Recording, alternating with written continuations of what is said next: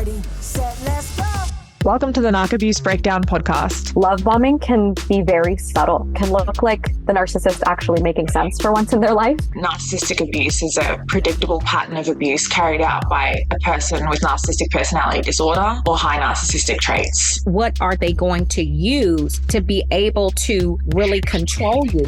I'm Claire Auden, and together with Adriana Bucci from Let's Get Your Shift Together and Telsha Edinburgh from the T on NPD, we discuss different aspects of narcissistic abuse as well as reflecting on our own personal experiences. I'm on the way, I'm going all the way up. Welcome back to the podcast. I'm Claire Auden. I'm Adriana Bucci. I'm Telsha Edinburgh. And today we're answering the questions, does the narcissist know what they're doing? Do they know they're a narcissist? And can they change? Does a narcissist know what they're doing? Yep. Yes. Definitely. Categorically. That was a short episode. Thanks, guys. Tune in next week. Well, yeah, they know what they're doing. And, I will say this, though. Do they know that, and I know this question is probably going to come up. Well, okay, after they say, well, do they know what they're doing? The next question is going to be, okay, well, do they know that they're a narcissist? Wow. But they know that they're manipulators. They know that they manipulate. They know that they drain. They know that they hurt people. They know that they don't feel like everyone else. They know all of these things. And they'll tell you in certain terms, if you just really listen to them, and sometimes they have off moments, where they will actually start to speak truth to you, and they'll start to tell you some of these things. But do they know what they're doing? Absolutely. Do they care? No. Yeah. I think that they're aware that they're manipulating you. They know when they're lying. They're not that delusional. And they definitely know that they're abusing you. They have cognitive empathy, even if they don't have felt empathy. They can see the tears on your face. They know what that means. But I would say that they're not aware of like the underlying why.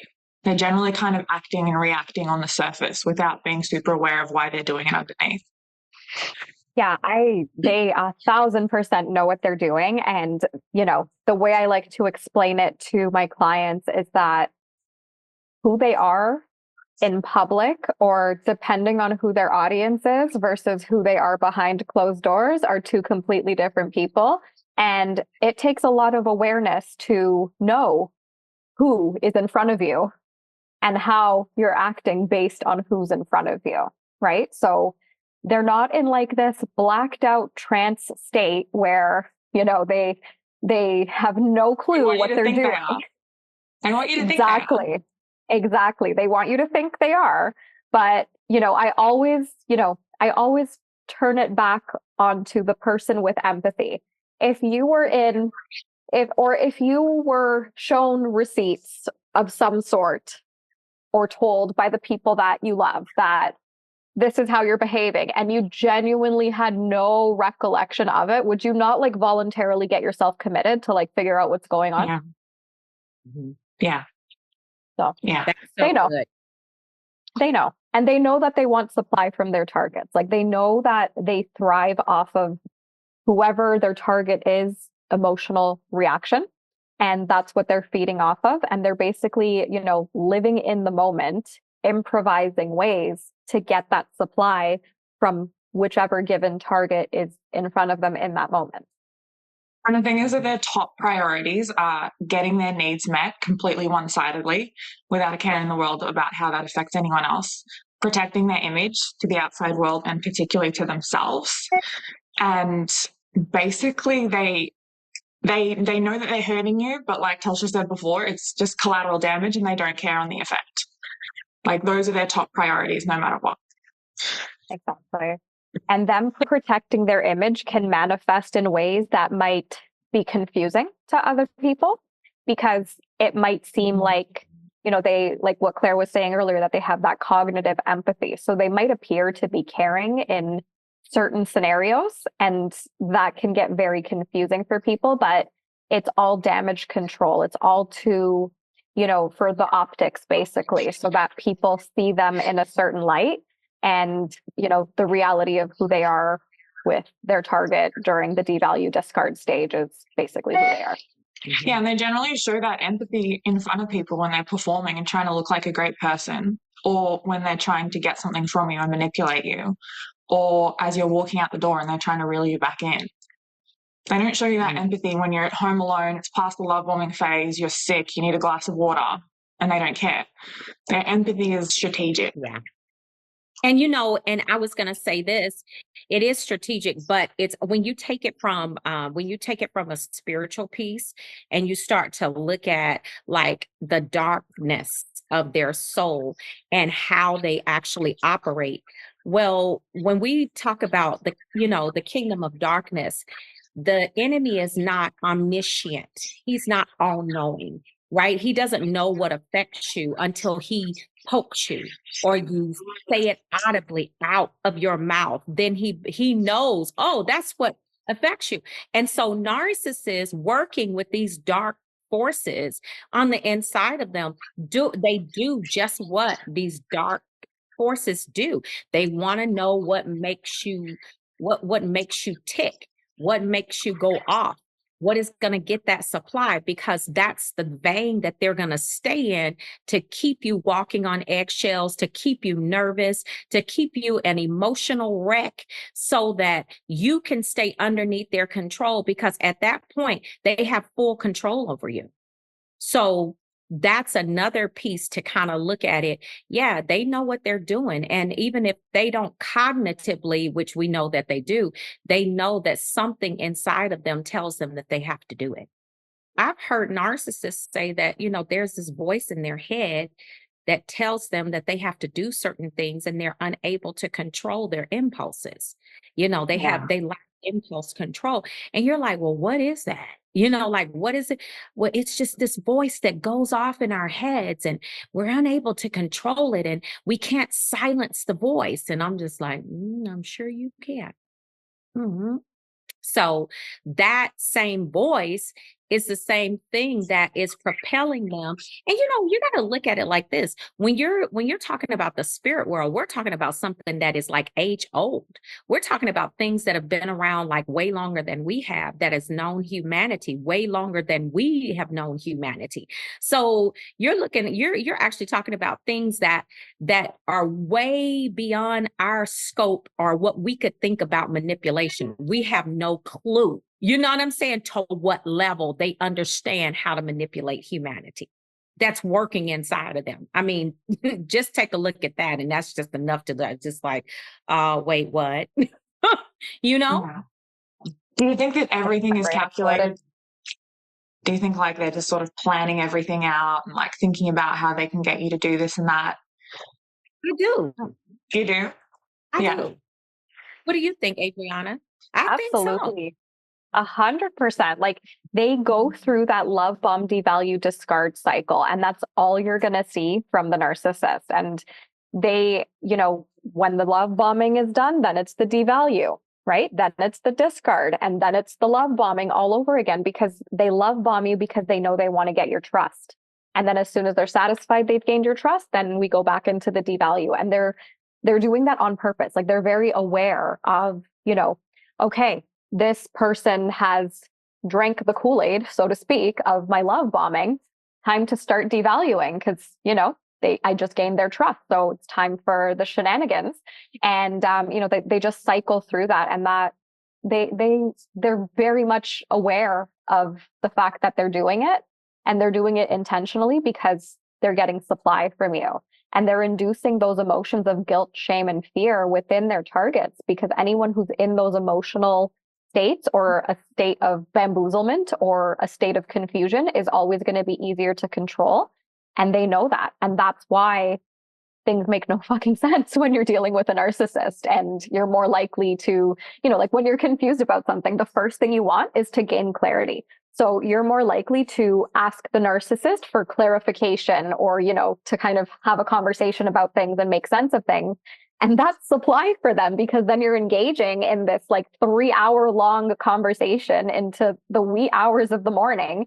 You've just wasted so many hours of your life and you're more confused. And they're literally doing that to deplete you of your energy, because that's what they're feeding off of. Yeah, to emotionally exhaust you. And they're also kind of desperately rewriting history and trying to gaslight you and change the order of things as that self-protection mechanism, because they're trying to protect themselves, control you, confuse you into compliance and get their way. I do think, though, that the more like towards like pathological narcissistic personality disorder, that the narcissist is more chaotic. The internal processes are more chaotic. Like, I'm not excusing their behavior or anything like that, but I think that they do live in such a delusion that a lot of the time they're acting and reacting. I think that they absolutely understand when they're hurting you. They know what abuse is. They know they're abusing you. But I think that they do live in such internal chaos that, you know, a lot of it is, like I said, just acting and reacting. I think that a lot of narcissists are kind of unconsciously repeating patterns without the insight to be able to understand like what they're actually doing. I think a lot of them lack the capacity to actually look at themselves to plan things out. But I mean, if we're dealing with more psychopathic traits, I think that they're planning it out. And I think narcissists are planning it out, but it's more improvised what they're planning out, because it's not like they're planning out like their tactics for the next 5 years, right? They're just planning out their tactic in that moment to get supply in that moment and to I get agree with that. whatever they exactly, right? Like to get what they want as it's happening. So it's like that's why, you know, things can just go left field out of nowhere when it seems like you're having a great time with this person, things are going back on track, and then all of a sudden it's like, you know, you breathed wrong and that's the biggest problem in the world, and now they're causing a fight out of it. And they, you know, in my opinion, it's like they know they don't like, it's not like they will ever feel your pain because they don't have that empathy, but they know that they get off on seeing you in pain, and that's what they're trying to create. Yeah. I think that also, you know, people with personality disorders also tend to constantly misperceive other people's facial expressions, tones of voice, and can be quite paranoid, particularly when you're dealing with like ASPD and NPD. And I think that the narcissist has such a negative, critical inner voice that, and they also project their own character onto you, that they are continually thinking that you're going to attack them or criticize them or disrespect them, or that you're trying to take them down. And so a lot of the time they do misperceive the way that you breathed as an attack. And I think that it's that level of, I think it's pathological, like it's that level of paranoia, and they see the world as a hostile place because they see the world as they are. Yeah. So I think when, you know, when you're talking about in the moment, they definitely, I love what Adriana said, because it's so true. And what you said as well, Claire, because it's in the moment that they're doing this, because it's in the moment that they have to have it. But when we look at it in broad scope, they don't have the ability. And this is what makes it so crazy. It's because and I'm sitting there like, how can you be so stupid? How can you be so manipulative, but yet so stupid? You know what I'm saying? Because they don't have the ability of foresight. Like they know that they're manipulating you, but they don't have a sense enough to know, hey, if I keep doing this and keep doing this, this person is going to eventually get tired of this and they're going to leave. Like, and then I'm going to be. I don't think you're going to leave. They don't ever prepare for that. And it's like, how could one be so dumb? Just a special kind of stupid. You know what I'm saying? And I'm just like, wow, that's amazing. I do have clients saying to me, like, if they're such master manipulators, why didn't they like do this, this, and this? Like, why couldn't they think that if they did this, it was going to have this reaction? Like, why? Like, it would have been smarter to have done it this way. And I'm like, because it's a personality disorder. They're not like master manipulators. Their internal processes aren't right. The cognitive processes aren't right. Their perceptions aren't right. They're kind of doing their best to control you and manipulate you from their warped mental space. And they don't have empathy, right? And the way I see it, and this is just my opinion, I don't know if this is like written somewhere or whatever, but in my personal opinion, to really piggyback off of Telsha's point that they're so stupid, I think empathy is like just the lowest form of intelligence that a human being can possess, you know? And because it's like literally like you learn, oh, okay, this hurts. I'm not going to do that to somebody else because I did not like how that felt. Right? If you don't have that, like you're kind of dumb. Like, you know what I mean? Like they can be book smart, they can have like a PhD or, you know, be highly educated and all that. But like, if they don't have empathy, like you're a fucking idiot. Yeah. Because you keep doing the same thing over and over. You don't, empathy also teaches you how to, it trains you to, you learn from having empathy. Like you said, you learn. But if you don't have it, then you just keep repeating the same dumb mistakes and you just keep doing it over and over. It's kind of like that circular conversation that they do to drive you crazy. And it's like, haven't you done this before? Don't you think that this person is going to catch on to that? Like, why would you just want to have a conversation? But that's the way that they love to have conversation, is in circles, you know? So empathy is needed, but they don't have it. So they don't learn from their mistakes. Yeah. How would you guys define empathy for the listeners? Just to be really clear. This hurts. I'm not going to do it to someone else. Period. Yeah, so empathy is like the ability to be able to put yourself in another person's shoes and feel what they're feeling. Mm-hmm. Yeah, it's an emotional connection to an action or an action or a word.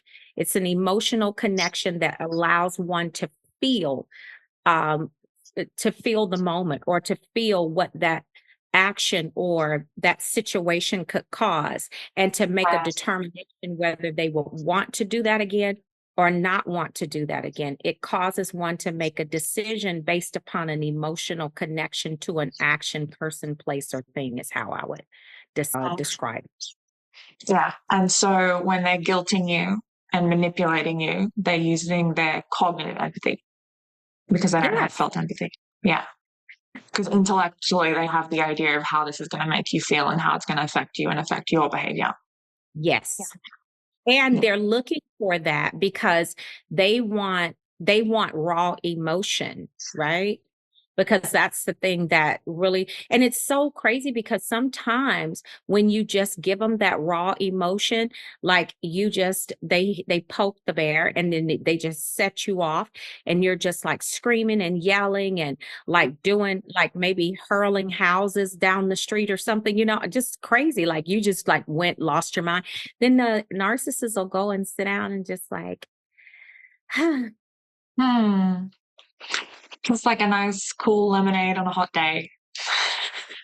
Leave it, and you are You're like just sipping your emotions, like, lovely. And they have that smirk on their face too, as they are seeing you in that state of emotional distress that they caused. And you can see it in their face that they're literally getting off on you having this reaction. Yeah. So true. So do they know that they're narcissists? Does a narcissist know that they are a narcissist? They say they're different. I know that they're different. Yeah. If you tell them that, they'll say, I'm not a narcissist. You're a narcissist. You're a narcissist. You're a narcissist. Or the new thing is, you know, they'll ask, you're not a narcissist, are you? Because I've dated like 3 or 4 of them. Yes. And they're so horrible. You're not a narcissist, right? Yeah. That's a bit of a red flag. Everyone in the narcissist life is a narcissist. When someone just starts telling you all of their friends are narcissists, all of their family members are, their boss, their exes are all narcissists, you need to take a good look at that person. Like a real good look. A real... Really good. Like, I'm gonna, like a magnifying glass look. Microscope. Yeah. So they know, but they don't tell you. Most of the time they just say, I'm not like everyone else. I don't think like everyone else. I don't process things like everyone else. I do this, I do that. And you're just like, you're an idiot. Yeah, you're something. But this is what you are. We'll discuss that later. But you're right. You're definitely different. Got a whole storm blowing in my life. Thanks. You know? So most narcissists, like, they don't have the label. They're not sitting there like, I am a narcissist. And they also don't think that there's anything wrong with them. They're like, I'm different, but in a good way. I'm different because I'm not an idiot, because I don't have those emotions, and because, you know, all of their manipulations and their tricks work, and their mask gets them through doors. It gets them what they want. It reels people in. So they see that they're different, but they think that it's good. And I've interviewed narcissists who have said that they have been proud of themselves when they got the diagnosis. They were like, yeah, I'm a narcissist. Go me. I'm not an idiot. I know how to like work. I know how to get what I want. I'm not held up by my emotions, which is wild because narcissists are the most emotional people that you will find.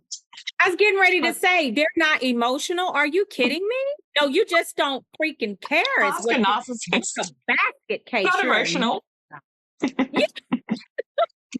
They are the kings and queens of contradictions. Like, Yes.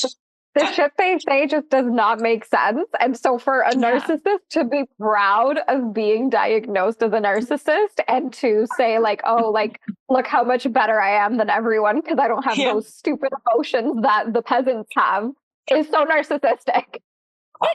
is. And Yeah. and what they're like emotionally stunted. Like they literally they want the authority of a king and the accountability of a toddler. Are you kidding me? Mhm. Like they don't know how to do anything but emotion. And they're sitting Yeah. there saying, I'm not held up by emotions. No, you're held up by stupidity and the fact that you're stuck in your emotions, you nut job. You know, it's just like you really want to just go in. Like, are you kidding me right now? Like, this is amazing. Did you guys have your narcissist tell you that they were incredibly logical and they made very logical, sound decisions and that they weren't driven by their emotions like you are? Because I used to get that a lot from mine. yeah. Meanwhile, there's like a whole grown adult tantrum if the slightest thing is wrong, like a full-on screaming tantrum if the slightest thing is wrong. Yeah. Contradiction. Adriana's nodding. Yes. Right. Yo, that is, I mean, I just find that very interesting. I really do, because they do throw tantrums, right? And they throw them in different ways because Yeah. sometimes they throw them like just doing the silent treatment. Like, I'm just going to be silent. You know, like a toddler would just like throw his toys, but the toddler that has learned silence is just go in the corner and just kind of look and get ready. He's like, I'm gonna scream and I'm gonna take a BM right now because you don't want me to. Woo! You know what I'm saying? And you're just like, but we're about to go. You're gonna stop and tend to the kid. And he's like, he's planned this whole situation out. That is what a narcissist does. Like they're going to take a jump on your whole situation, like take a crap on your life, and they're going to do it screaming and yelling in a whole tantrum, and it's bumping their feet, throwing things.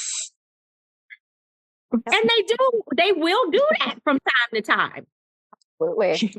And they'll shame you and make fun of you for having a normal emotional reaction to their abuse.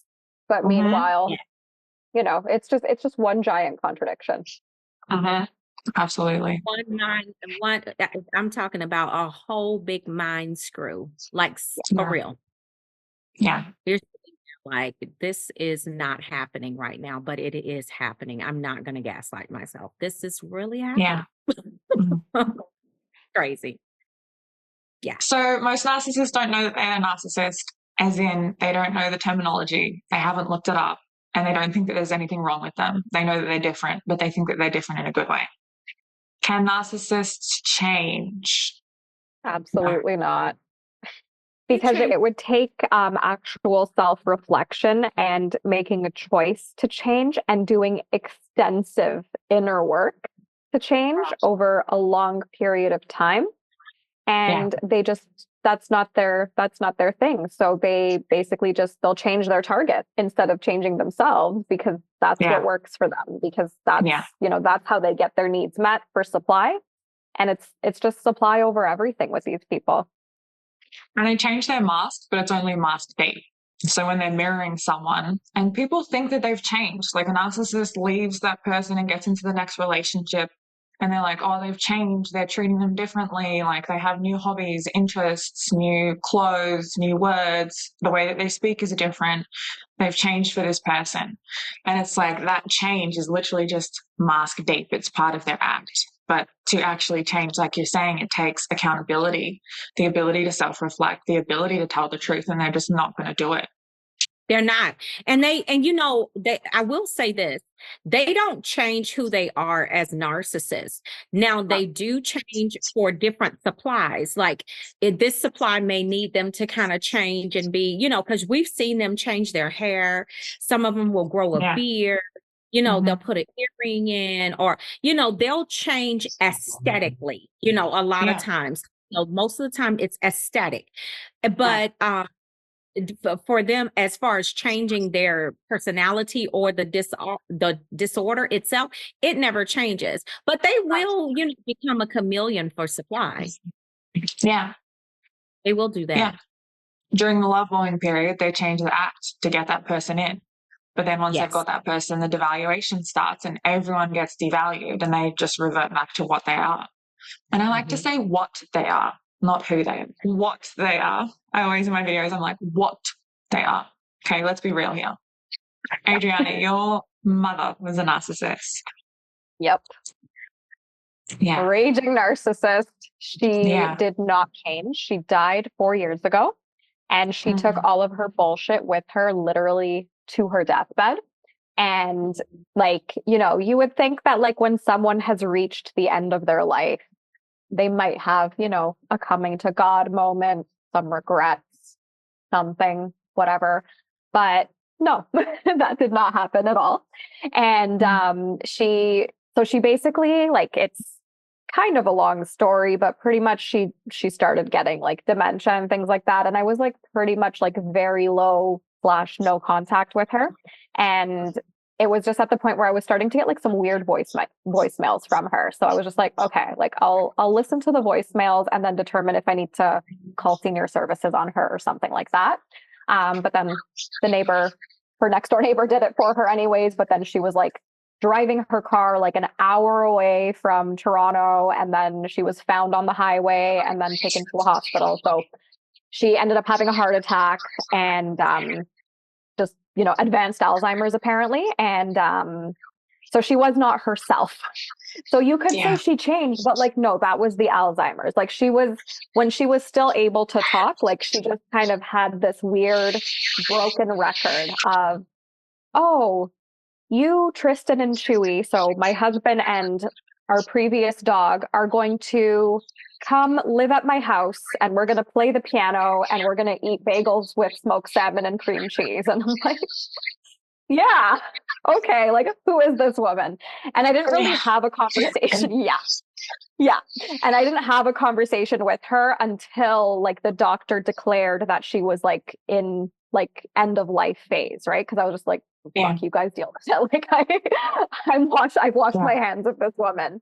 And so then she got moved to a hospice because she had a massive heart attack. I was going every week, not because I wanted to, but because I thought okay, this is it. This is it. And so it's it's almost like she tricked me into going each week, but it is what it is. But there was maybe a week or two before she actually died. So she is skin and bones. She hadn't eaten for 8 weeks. They didn't have any IVs in her. So it's just I don't get it, how this was physically, scientifically possible, but okay. She was not speaking, not eating, not drinking. She kind of looked past you, literally actively dying. And it was during COVID, the early stages of COVID. So it was she died July of 2020, but this all started from May. And the hospice nurse was in the room with me, and we both saw her give me the death glare. That look when their eyes go black.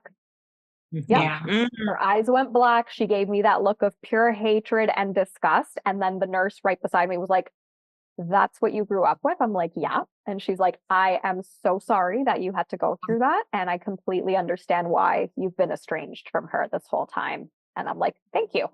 And, it's just wild that she's actively dying. She has not eaten for 6-7 weeks at that point, and like literally like on death's doorstep. Yeah. No energy to do anything, but she had the energy to give me the glare. So Yeah. if anyone needs anecdotal evidence that they literally do not change, Yeah. there it is. Not even when facing their own mortality. And they get worse with age. Oh yeah. Mhm. Yeah. People think And that you they're going to grow out of it and mature. They don't. They get worse. Yeah. And the I'm thing so about sorry you that, went through that, Adriana. yeah, me too, because you know what? It's sad to have a parent that's like that. And you know, I get it and I understand, because it's you know, because you look for your parent to nurture you, especially a Yeah. mother, you know, to nurture, to have that that empathy towards you. But for narcissistic parents, especially a mother, because they have suffered trauma that they've never dealt with, that trauma translates to jealousy of you. They're jealous of you. They don't, and I mean, I'm like, how are you jealous of, you know, a child that you gave birth to? But Yeah. this is when you know that it's just not natural. Because in the Yes. natural course of nurturing and childbearing brings about a bond with the child. Yeah. But when you can't do that, it's unnatural, right? And Yeah. so they don't get the fact that, okay, this is my child. They literally look at you like competition, like they're Competition. yeah. Yeah. Yeah. And Yeah. try to like minimize your every accomplishment, and your children, they will amplify everything about your children, you know, Yeah. and your child is the best at everything when they could probably like really suck. But the parent doesn't want you to ever get any accolades or to feel like you're being validated, because their competition is with you, not with the Yeah. grandkid. And so they really pit you against your own child. So they start to compare the two of you to make you want to hate your own child. This is how bad it is. And how do I know? Right?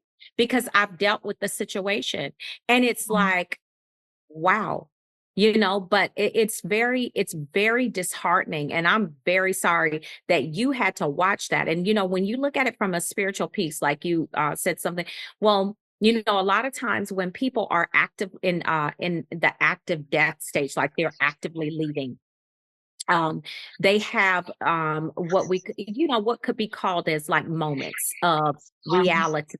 But when you have a person that has been like this the whole entire time, you know, their whole entire life, at that point, sometimes people will note that they were the most horrible during that time, right before they died. Like the most horrible. And it's almost like, this is my last ditch effort to destroy you before I leave this earth. So let me pull out all the stops. Yeah. So, yeah. It's interesting what you were just saying about how they see their children as competition and they don't want their children to do better than they did. My dad had a very difficult relationship with his dad, and he did medicine. And when he got into medicine, his dad refused to talk to him for like a year because he didn't want him to do better than he did. He managed a pub and he didn't want my dad to do better than he did. He refused to support him. He refused to speak to him for like a year because he was like, oh, you know, you think you're better than us, whatever, rah, rah. He wasn't proud. My dad had to work 3 jobs to put himself through medical school. And there was no support because his dad was just simply threatened. Wow. That is, but you know what? That's what they do. And it's so unfortunate because they don't, because they're emotionally stunted, they don't bond with their children. They don't have that connection with the child to say that, listen, I'm supposed to love this child. I'm supposed to have empathy. You know, I'm supposed to do whatever I can. Now they will provide your needs and to make sure you're taken care of like that, physically, you know, a lot of And hold that over your head the whole time. You're so lucky I fed you. Yep. Absolutely. The stuff to keep them out of jail. Yeah. Right. Yeah. And so that's what they will do. But that you're not gonna have a road ahead. And every time you think that you've gotten to a place where you guys are now starting to have like some normalcy, they'll do something to upset it. And they pit the children against each other, like the siblings, and it's disgusting is what it is. Literally, it really is. Yeah. So it's Yeah. very sad to have a parent that is narcissistic or a narcissist. To me, I don't really see a difference in the narcissistic and a actual narcissist, because sometimes they're so far on the spectrum that it's like, no, I don't care if you have a tiny bit of empathy, you're a demon. You know what I'm saying? Straight up. Yeah, 100%. And then just the one thing I wanted to add about narcissistic parents is that they don't go into having children for whatever the right reasons are. Like, I'm going to raise this child to become a functional adult and contributing member of society, or I'm going to show this child how beautiful the world we live in is. They go into parenthood because they know that they have a new little brain that they can manipulate and mold to be a lifetime source of supply for them. And, to also piggyback off of Telsha's point that it could be because they had trauma growing up and that's why they're like that. But there's also narcissists who didn't have trauma and they just were never told no growing up. And they just grew up with that sense of entitlement and they continue that over and over again. So it's like, whether or not your narcissistic parent, if for anyone who's listening who has a narcissistic parent, whether or not it's because they went through trauma or, they were just like spoiled and overindulged and like never learned the word no, is besides the point, because they were the adult the entire time. And it was their job to be that nurturing adult. And they chose to bring you onto this planet. Like, you had zero choice in the matter. Like, people don't get to choose their parents. It's just like, that's the cards you're dealt. And it's, it's not your fault is basically what I'm trying to say. Yeah. And there's no excuse for it. Yeah. Right. So I know the next question on people's minds, and another really common question that we get is, what if we go to therapy? What if the narcissist goes to therapy? Or what if we go to couples therapy, or I go to therapy with my parent? Then can they change? Oh, no. No. Do not do it. What's going to happen if you go to therapy with a narcissist, and I can, also share about my late narcissistic mother, where I actually brought her to a therapy appointment, and all she did was manipulate the therapist. Exactly. And basically, and then the next therapy session I had with her, like, we talked about the meeting we had with her, and she's like, "Oh, your mother's so lovely. You can tell she really loves you and cares about you." And I was, yeah. Right. And it's just, it's not going to happen. Love it. That's what they do, though. It's you're like, she's a freaking wow. And you're she's just the like, reason I'm fucking here. She's the reason I'm in therapy. Yeah, because they're quick to tell you, well, you've been in therapy all of these years and it doesn't seem to help you. And I've had to say, well, I've been in therapy all of these years because you wouldn't go. Yep. Yes. Very true. Yeah. And it's just like, it really is. And you know what? And it's so sad because I don't know if you guys have ever experienced this. Like, they'll take things of yours, throw it away, move things in the middle of the floor, like rearrange your stuff. And you never ask them to touch it, but it's like they're using that parental authority to, to do certain things. And it's like, but this is my house. Like, why would you touch that? Like, these are my things. Like, why would you feel, or why would you think you had the liberty to do that? And it's just so amazing that they could take that parental authority that they feel like they have to another level, even when you're an adult, and still try to make you feel this small, even as an adult, and you're paying your own bills. Like, I don't understand that. Yeah. It's bizarre. Yeah, absolutely. I think it's interesting, just going back to the therapy point, particularly in romantic relationships. A lot of people say that, oh, a narcissist would never go to therapy. If they go to therapy, they're not a narcissist. But that's not true. A lot of narcissists will go to therapy and will particularly go to couples therapy. But the reason that they go is either to get validation, to manipulate the therapist and love bomb the therapist and say everything the therapist wants to hear so that they can say that they're not the problem. Look, the therapist said I'm not the problem, because they're really good at reading what people want to hear and, like Adriana said, manipulating them.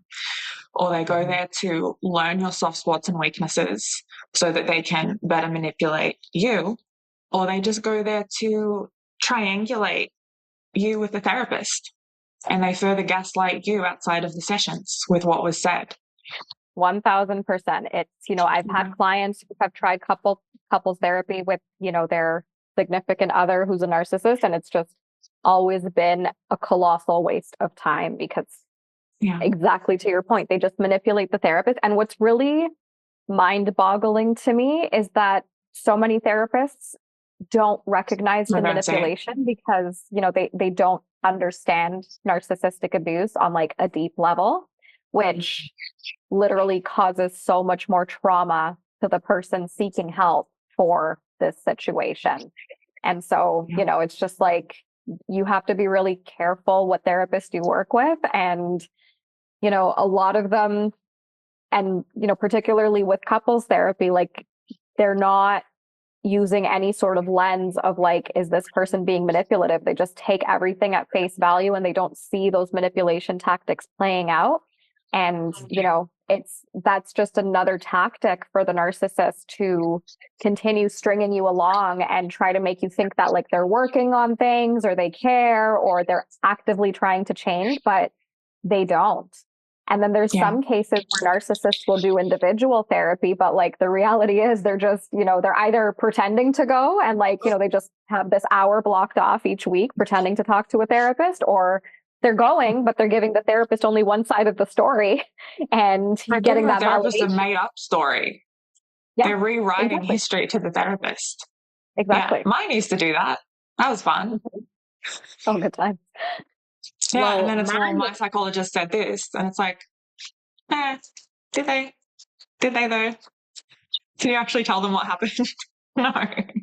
What were you going to say, Telsha? Sorry. No, I mean, but no, that's so interesting that you would say that, because mine would like come back from the therapist like he had been in a fight. You know what I'm saying? Like, it was the worst fight ever. Like, I don't feel like going there again, crying my eyeballs out.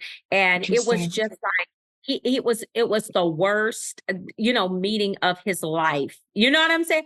And I was just like, what? You just kind of like, why would that be? Because you're just literally going to try to learn, but they don't want to be told that they have a problem. They don't want to be told that they need to change. And so that's why it's so bad for them, is because the therapist is really a great therapist, is standing that mirror up in front of them constantly, and they can't take what they see. But they're not going to stay in therapy with someone like that. They're only going to go to a therapist that's buying the love bombing, buying the story and buying the lies, and it doesn't challenge them. And narcissists go to therapy to be told that they're not the problem. Yeah, exactly. I was going to say that's the unicorn therapist who actually gets it and can actually see through the manipulation tactics and said things that your narc did not want to hear. Yeah, he stayed in there probably about maybe 2.5, 3 weeks. And then he lied about the other. They don't stay.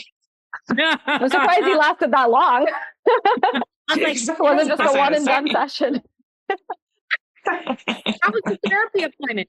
yeah, I went so and so. Then I checked the phone records. Like, yeah, he was on the phone with his best friend the whole entire time. So I'm like, how are you in a therapy session? And right here it shows that you were on like a hour and 3 minute call with your best friend.